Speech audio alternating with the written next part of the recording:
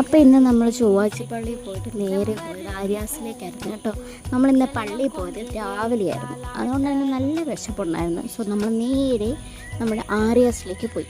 അങ്ങനെ ആര്യാസ് ചെന്നപ്പം നല്ല തിരക്കാണ്. ഇവിടുത്തെ ഫുഡ് നമ്മൾ ഓർഡർ ചെയ്താൽ കുറച്ചേറെ സമയം വെയിറ്റ് ചെയ്താലേ നമുക്ക് ഫുഡ് കിട്ടുള്ളൂ. പ്രത്യേകിച്ച് രാവിലെയൊക്കെ ആകുമ്പോൾ നല്ല തിരക്കാണ്.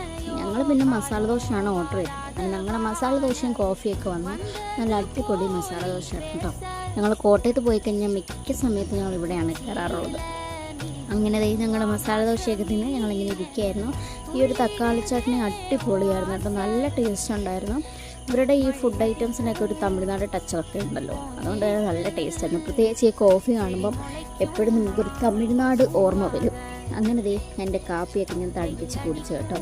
പിന്നെ ഫുഡ് കിട്ടാൻ ഇച്ചിരി ലേറ്റ് ആവുമെങ്കിലും ഫുഡ് കിട്ടിക്കഴിഞ്ഞാൽ പിന്നെ ഇല്ല ടപ്പേന്നായിരിക്കും. അപ്പം നമ്മുടെ ഇന്നത്തെ ബില്ലെന്ന് പറയുന്നത് 249 രൂപയാണ് കേട്ടോ. അങ്ങനെ ഞങ്ങൾ ഫുഡൊക്കെ കഴിച്ച് നേരെ വീട്ടിലേക്ക് പോന്നു.